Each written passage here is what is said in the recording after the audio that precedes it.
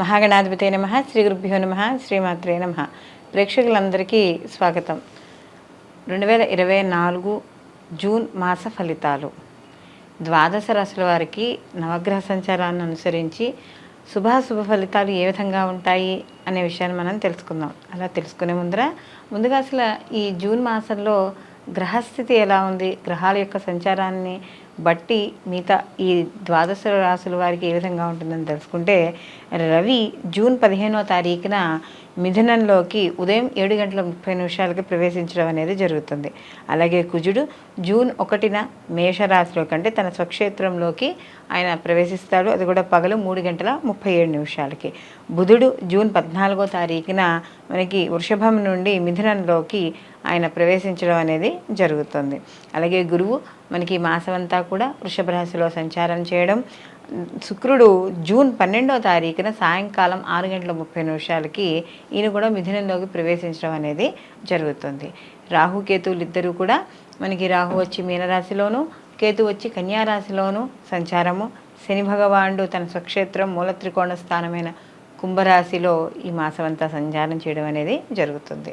అలాగే చంద్రుడు ఈ మాసం మొదలుకొని అంటే ఈ మాసం ఉత్తరాభాద్ర నక్షత్రం నుండి మొదలుకొని మరియు ఈ మాసం అంతా కూడా ప్రయాణం చేసి తిరిగి మళ్ళీ ఆయన రేవతి నక్షత్రం వరకు ఈ మాసం అంతా కూడా ప్రయాణం చేయడం అనేది జరుగుతుంది. కాబట్టి ఈ యొక్క గ్రహాల యొక్క స్థితిగతులను అనుసరించి ఇప్పుడు వీళ్ళందరికీ ఎలా ఉండబోతుందో తెలుసుకుందాం. సింహరాశిలోకి మఖ 1, 2, 3, 4 పాదాలు, పుబ్బ 1, 2, 3, 4 పాదాలు, ఉత్తర 1వ పాదము మనకి సింహరాశిలోకి వస్తుంది. సింహరాశికి రాశ్యాధిపతి వచ్చి రవి. సింహరాశి వాళ్ళకి ఈ మాసంలో కాస్త చిన్న చిన్న ఉడుదుడుకులు అనేవి ఖచ్చితంగా ఉండబోతున్నాయి.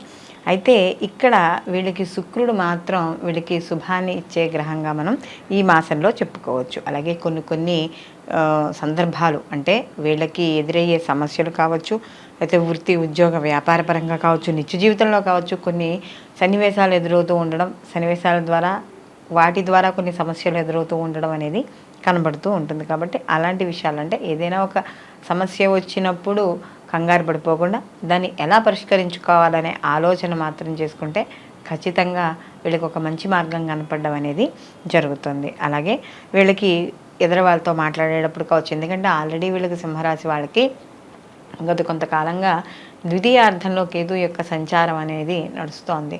వాక్స్థానంలో ఎప్పుడైతే పాపగ్రహం అక్కడ మనకి ఉంటుందో ఆవేశపూరితమైన మాటలు, అవమానాలు పొందడం లేదా ఎవరినైనా నిందించడం, మనం నిందించడం కానీ లేదా ఒకళ్ళ ద్వారా మనం పొందడం కానీ, కుటుంబ పరంగా చిన్న చిన్న ఇబ్బందులు, కష్టాలు ఇలాంటివన్నీ కూడా వచ్చే అవకాశం అనేది కనబడుతోంది. ఒక్కోసారి మానసికంగా కూడా ఇబ్బంది పడే అవకాశం అనేది ఇక్కడ కనబడుతోంది. కాబట్టి సింహరాశి వాళ్ళు ఇలాంటి విషయాల్లో కాస్త జాగ్రత్త వహించుకుంటూ ఉండాలి. అలాగే ఆరోగ్యపరంగా కానీ చూసుకుంటే కొంతవరకు వీళ్ళకి ఉపశమనం అనేది కలుగుతుంది.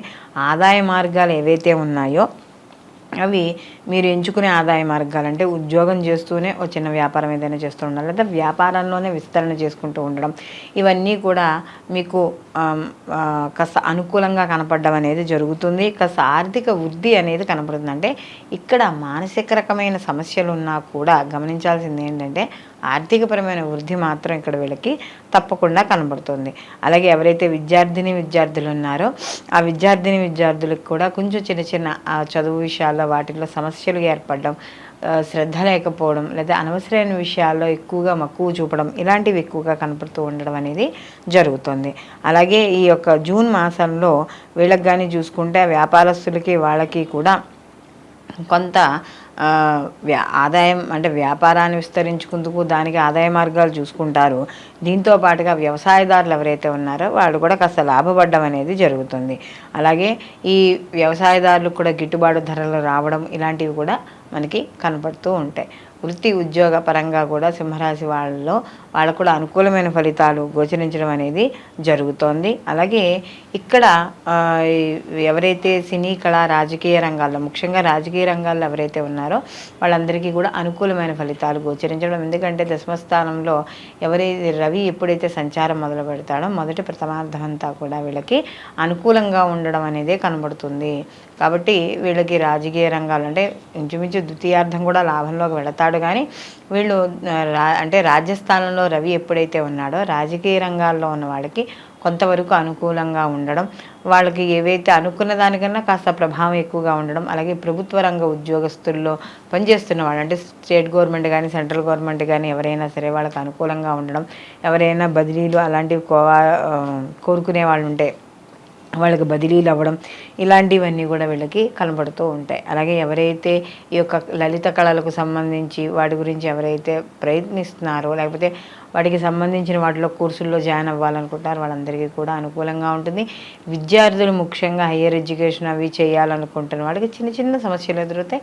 అలాంటి విషయాలు జాగ్రత్త వహించుకుంటే మిగిలిన అన్ని విషయాల్లో కూడా ఈ యొక్క సింహరాశి వాళ్ళకి అనుకూలంగానే ఉంటుంది. అదే ముఖ్యంగా స్త్రీలు ఎవరైతే ఉన్నారో సింహరాశిలో స్త్రీలు వాళ్ళు కూడా కాస్త ఉద్యోగ విషయాల్లో కాస్త ఒత్తిడి అధికంగా ఉండడం, కుటుంబంతో సమయం తక్కువగా గడపడానికి రావడం అనేది ఇక్కడ మనకి ఎక్కువగా కనపడుతూ ఉండడం అనేది జరుగుతుంది. స్త్రీలకు ఆరోగ్య విషయాల్లో కూడా కాస్త అనుకూలంగానే ఉంటుంది. నిరుద్యోగులు ఎవరైతే ఉన్నారో వాళ్ళకి అవకాశాలు వస్తాయి, కానీ వాటిని సద్వినియోగం చేసుకోవడం ద్వారా మాత్రం మంచి ఫలితాలను పొందడం అనేది జరుగుతుంది. ఎవరైతే వివాహం కాని స్త్రీ పురుషులు ఉన్నారో వాళ్ళకి ఈ మాసంలో వాటికి సంబంధించిన విషయాల గురించి ఇంట్లో మాట్లాడుకోవడం, చర్చలు చేసుకోవడం ఇలాంటివన్నీ కూడా జరిగే అవకాశం అనేది ఇక్కడ ఈ యొక్క సింహరాశి వాళ్ళకి కనబడుతుంది. మొత్తంగా చూసుకున్నప్పుడు సింహరాశి వాళ్ళకి సానుకూల ఫలితాలు, అనుకూలమైన ఫలితాలు అంటే ఈ అనుకూలమైన ఫలితాలు ప్రతికూల ఫలితాలు కూడా రెండు సమానంగానే ఉన్నాయి వీళ్ళకి. దీంతో పాటుగా మరిన్ని మంచి ఫలితాలు పొందడానికి వీళ్ళు ప్రతి నిత్యము కూడా ఆదిత్య హృదయ పారాయణ చేసుకుంటూ ఉండడం, అలాగే లక్ష్మీ గణపతి ఆరాధన చేస్తూ ఉండడం, లక్ష్మీ గణపతి గరిగితో ప్రతిరోజు పూజ చేయడం ద్వారా ఈ యొక్క ఏవైతే మీకు జీవితంలో ఎదురయ్యే సమస్యలు ఉంటాయో ఆ సమస్యలు ఏవైతే అడ్డంకులు వస్తాయో వాటిని అన్నిటినీ కూడా ఆ గణపతి తీసేయడం అనేది జరుగుతుంది. ఇప్పుడు మనం మాస ఫలితాలు చూసుకున్నాం కదా. అయితే ఇప్పుడు మనం చూసిన మాస ఫలితాలు ఇవి గోచార ఫలితాలు. గోచార ఫలితాలు అంటే మనకి కేవలం 30% మాత్రమే వీటి ప్రభావం అనేది చూపించడం అనేది జరుగుతుంది. అయితే ప్రతి వాళ్ళు కూడా ఈ యొక్క గోచార ఫలితాలతో పాటుగా వాళ్ళ యొక్క జన్మజాతక ఫలితాలు కూడా తప్పకుండా పరిశీలించుకోవాలి. ఎందుకంటే జన్మజాతకంలో జన్మకుండలిలో చూసుకున్నప్పుడు వాళ్ళకి వాళ్ళ వ్యక్తిగత జాతకం అనేది కనపడుతుంది. అంటే వాళ్ళకి జరుగుతున్న మహర్దశలు, అంతర్దశలు, ప్రత్యంతర్దశలు అనేవి ఉంటాయి. కాబట్టి ఒకవేళ ఈ యొక్క గోచార ఫలితాలు బాగాలేకపోయినా ఇప్పుడు మీరు వినే ఫలితాలు ఉంటాయి, ఆ ఫలితాల్లో మీకు వ్యతిరేక ఫలితాలు కనబడుతున్నా మీ వ్యక్తిగత జాతకంలో కానీ అనుకూలంగా ఉన్నా అంటే జరుగుతున్న మహర్దశలు అనుకూలంగా ఉన్నాయనుకోండి, అప్పుడు ఫలితాలు ఎలా ఉంటాయి? కాస్త అనుకూలంగానే ఉంటాయి. దానికి తగ్గ పరిహారంలో ఏమైనా చేసుకుంటే మనకి అనుకూలమైన ఫలితాలు వస్తాయి. ఒకవేళ గోచారం బాగుంది, మనకి వ్యక్తిగత జాతకం బాగాలేదు కాబట్టి అప్పుడు వ్యక్తిగత జాతకానికి సంబంధించిన ఏవైనా దోష పరిహారాలు కానీ అలాంటివి చేసుకుంటే సరిపోతుంది. కొంతమందికి రెండూ బాగుంటాయి కాబట్టి అప్పుడు అలాంటి వాళ్ళకి మనకి ఆ జాతకం అనేది చాలా అద్భుతంగా ఉంటుంది. వాళ్ళు పొందే ఫలితాలు కూడా చాలా అనుకూలంగా ఉంటాయని చెప్పవచ్చు. కాబట్టి ఇప్పుడు మన ఈ ఎప్పుడూ చెప్పుకునే మాస ఫలితాలు ఏవైతే ఉన్నాయో ఆ మాస ఫలితాలు గోచార ఫలితాలతో పాటు వ్యక్తిగత జాతకాలను కూడా తప్పకుండా పరిశీలించుకుని రెండూ బ్యారేజ్ చేసుకుని అప్పుడు మాత్రమే ఈ ఫలితాలు అనేవి తప్పకుండా చూసుకోవాలి. సర్వేజన సుఖినో భవంతు, లోకా సంస్థ సుఖినో భవంతు.